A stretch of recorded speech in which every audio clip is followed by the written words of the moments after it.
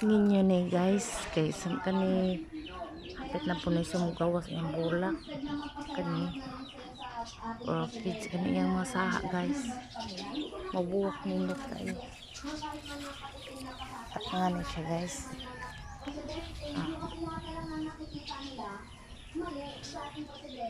Guys,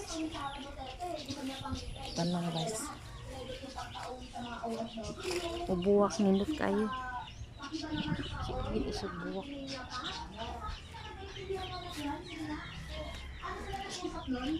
Kuang ko guys, lung ako kanon. Tayo mga po, saksi buhay tayo sa mga nangyari na wala naman po talaga pinadala sila na para tugutan ang mga OFW natin. Hindi po sabi ni Sarah, kundi pa naman po walang laman na utak. Manamuglo nga guys.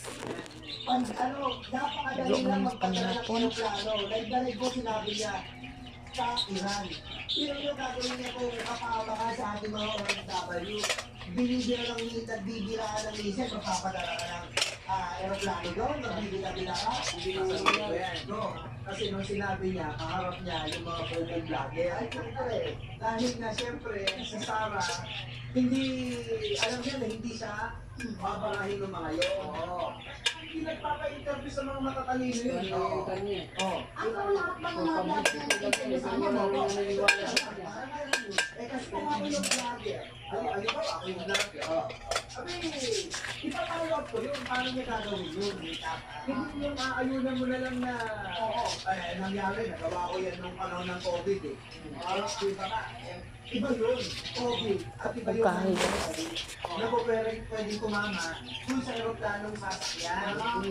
Tapos, ano yung masasabi mo sa sinabi niya, nung Harry Roque na isang linggo pa lang daw na naging, nung nagkaroon ng COVID pandemic, isang linggo pa lamang daw po, nagawa na ng solusyon ng presidente. Yung issue sa fuel, issue sa lahat. Kaya ng presidente naman si PBBM, bakit isang buwan na, wala pa rin daw makinong konkretong solusyon. Pawalang galang kay Harry Roque. Sige, may nasunod pa to eh. Sige ito, alam namin bakla kang hayop ka. Diba? Yung mga Hindi ka sinasabi naman mo, guys. alam mo ba yung naging epekto sa sambayan ng Pilipino? Guys, adlaw. Hayop kayo? Tama. Pinilit nyo kami na pasuotin ng facial kahit hindi naman kailangan.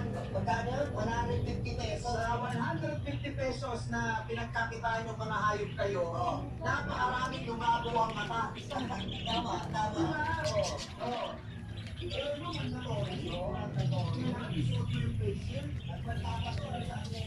Tayo guys.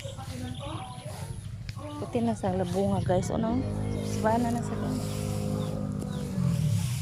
Ano itong tunuban nila? Maglaibitin. Guys. Sip-sip na ko ano guys.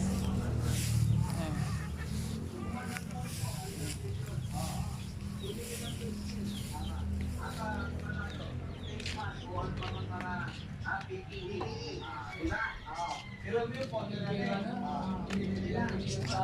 nung binili, wala nang balik yun. Ang ginawa pa nila, yung binili nila, ibinili pa. Ano kung gaano malaki kinita nila? Ang pobre guys. Ini pobre ta, nataos pobre. Anak ng pobre.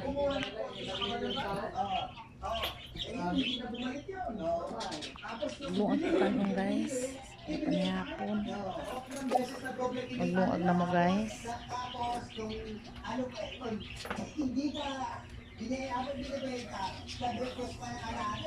Hinta lang tayo sa Ipares.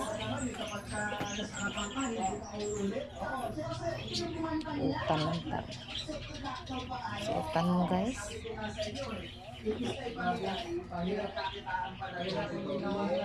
Ito lang, madali lang yung hindi mo na kailangan gamitin ang calculator. Magkano ang naging utang ng bansa? Noong sa trilyon, nang umiwan ni Digong. Plus trilyon. Ngayon, ilan ang utang ni Digong doon? 7.2 Oh, something trillion. Oh, magkano yung pag-aakit? Tiguang naman tani guys eh. O ngayon, isama natin yung kay Pangulo. Magkano na daw utang ngayon? 17 trillion. Sabi natin, 17 trillion. O, ilan ang utang nito doon? 7.1. Dito nakalagay lahat ng kanyang inutang is 12.79 trillion. Oh, yan yung updated na sa talaga. Kung utang na is 7 point something trillion. Magkano na Bye-bye na lang guys. Ayun. Ang pintatanan guys. hanggang kay Mo. Rinaldo, o, yung mo. Bye-bye. Yung inutang nito